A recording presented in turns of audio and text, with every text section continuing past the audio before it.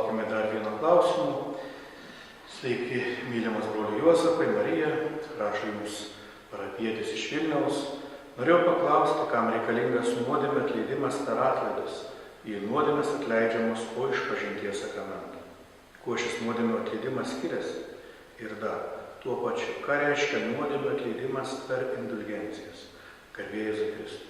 Taigi iš tiesų labai geras klausimas ir atsakymų galima būtų rasti įvairiausių, kas tie atlaidai yra, kokia jų paskirtis, ir man pačiam savo tikėjimo kelionėje tikrai nekartą kildavo panašus klausimas, bet bėgant metams atėjo toks supratimas, kad iš tiesų mes kaip tikintieji esame be galo vienas su kitu susiję.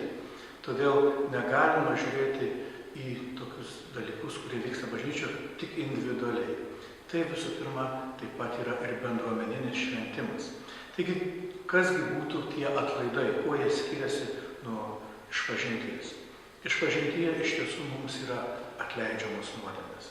Tikrai, tos nuodėmės yra pašalinamos iš mūsų gyvenimo, jos jau nebėra mūsų biografijos dalis. Dievas tarsi švariai nuvalo lentą ir sako, mylimas mano sūnau, dukterė, pradėk iš naujo. Iki tol buvo galbūt visokiausių dalykų. Pakilk, grįžk į Dievo vaikų garbę ir gyvenk iš naujo. Taigi, nuodėmė atleista. Kasgi yra atlaidai? Ir pagrindinis atlaidų apibūdinimas yra tai, kad atlaidai naikina nuodėmės pasekmes. Teko girdėti ir tokių pasakojimų, ir jūs tikriausiai ne kartą išgirsite, kad per nuodėmės atleidžiamus, per išpažintį atleidžiamus nuodėmės, per atlaidus panaikinama bausmė. Yra garbingų tėvų, kurie tai skelbia, bet aš drįstu su tuo visiškai nesutikti. Paimkite paprastą pavyzdį. Vaikas ateina pas tėvą, sako, žinai, tėvelį, sudaužiau vasarą. Prisipažinę, aš tau atleidžiu, bet tu žinai, bausmė lieka, tai einam, gausi dar diržų. Čia jokio atleidimo nėra ir jokio Dievo gailestingumo tame mes nematytume. Nuodėmės pasekmė yra daug baisesnis dalykas už tą bausmę, kurią mes galėtume iškentėti. Per nuodėmę mes atveriame duris blogai į pasaulį. Blogis neturi kito būdo, kaip įeiti į šį pasaulį, kaip tik per mūsų nuodėmės. Ir būtent tas blogis, kurį įleidžiame į pasaulį, ir yra baisiausia nuodėmės pasekmė. Įsivaizduokim paprastą dalyką, kaip tik panašų pavyzdį teko, kalbant su tikinčiaisiais panaudoti. Einate iš bažnyčios, visi aplinkui žino, kaimynai, kad jūs esate tikintis, praktikuojantis žmogus. Ir štai grįžtate į namus ir nei iš šio, nei iš to susipykstate su kaimynė. Galbūt jis iš tiesų kažką padarė tokio, kad neišlaikėte, neištvėrėte progą pyktis, kažką pasakėte, to grįžęs namo gailėjotės, sakėte, kam čia reikėjo, taigi dėl tokios smulkmenos susibarėt. Galbūt netgi nuėjot atsiprašę tos kaimynės, sakėt, tikrai bjaurai pasielgiau. Nuėjot po to ir išpažintį atlikot ir sakėt, neturiu kantrybės, dorybės, iš tiesų nusidėjau artimų meilę. Nuodėmė atleista. Bet kas lieka kaimynės širdyje? Mes iš tiesų nežinom, bet galime spėti, kad ji pradės galvoti, tikintis žmogus, o štai kaip pasielgė, apšaukė mane, kažkokius žodžius panaudojo. Visi tie tikintis tokie apsimetė. Ir kai pradeda apie tai galvoti, pyktis grįžta, kažkokia nuoskauda, galvoja, ką aš ten eisiu, tą bažnyčią, būsiu toks pat kaip jie, nieko geresnis jis nėra, kad čia vaikšto kiekvieną sekmadienį. Ir piktasis, per tą mūsų apsileidimą, tokį išsišokimą, įeina į kaimynės širdį. Ir nežiūrint, kad mes atlikom išpažintį, nežiūrint, kad atsiprašėm, tas nuoskauda, tas piktis gyvena jo širdyje. Ir aš, kaip tikintis žmogus, neturiu jokių galimybių tam dalykui pašalinti. Sakykime, kad ir iš mūsų kunigų vienuolių gyvenimo maža kas atsitiks, kažką pasielgė, netyčia kažkokia avarija sukėlė, ar Dieve, dar kažkokį skandalą įsivėlė. Tai vėl žiniasklaida paskleidė, visi žmonės sako, štai tie kunigai, tie vienuoliai, šiokie, tokie, anokie, net į bažnyčią aš niekad neisiu.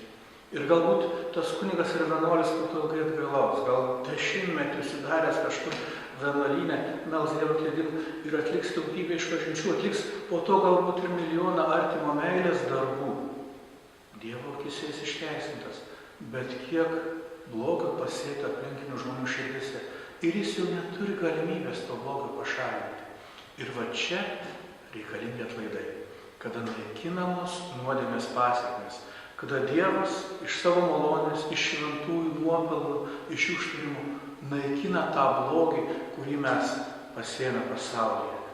Ir žiūrėk, atlaiduose mes meldžiamės, atgailaujam ir pamažu iš to pradeda pyktis, dingti iš tos kaimynės širdyje. Žmonės atsileidžia, galvoja, na, kunigai vienuoliai irgi žmonės, kam nepasitaiko. Ir žiūrėk, po truputį tas pasėtas blogis dingsta iš pasaulio. Taigi atlaidų pagrindinis dalykas yra panaikinti nuodėmės pasekmes. Ta blogį, kurį leidome pasaulyje, kad jis būtų pašalintas. Ir va čia dėl to tikrai verta pelnyti atlaidus, kad to blogio būtų kuo galima mažiau. Ir čia turime galvoti ne apie save, bet apie tą artimą, kurio širdį, kurio sielą sužeidėme. Apie tą žmogų, kuris dėl mūsų nuodėmės galbūt pats tampa nuodėmės vergu, nes jeigu jis man atleidžia, jeigu jis nešiuosi pyktį man savo širdyje, jis irgi atsitolinamas nuo Dievo atleidimo. Ir velnias tokiu būdu tą žmogų jau kitą, kurio aš gal net nežinau, kuris kažkur nugirdo apie mano elgesį, jau jis jį turi savo rankose. Todėl tikrai raginu visus naudotis atlaidų malonę tam, kad būtų blogis šalinamas iš pasaulio, tam, kad tie žmonės, kuriuos mes sužeidėme, būtų išgydomi ir iš tikrųjų galėtų džiaugtis Dievo vaikų laisvę.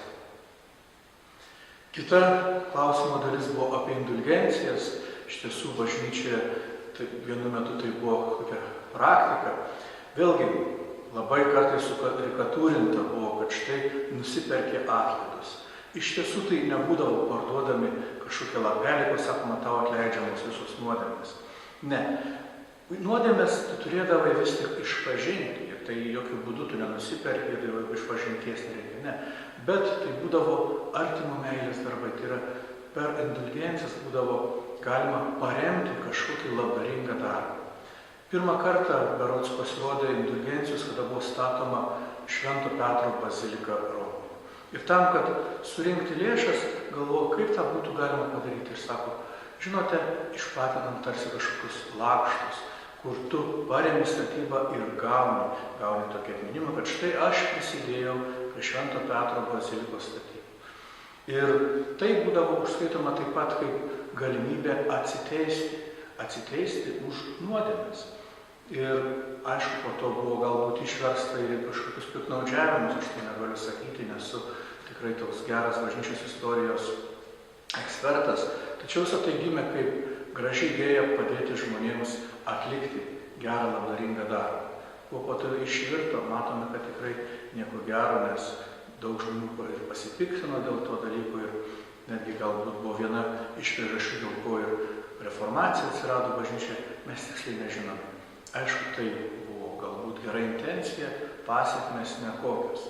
Tai vėlgi galima taip gražiai grįžti prie tų atlaidų temos, kad būtų naikinamos nuodėmės pasekmės. Štai tam ir reikalingi atlaidai, visus ragina pagal galimybę visų pirma patiems stengtis gyventi šventai, atlikti gerą išpažintį ir visuomet, jeigu yra galimybė, pasinaudoti atlaidais, kad tos nuodėmės pasekmės dingtų iš pasaulio ir kad tikrai tie, kuriuos mes užgavom, sužeidėm, nejaustų tos nuodėmės pasekmės.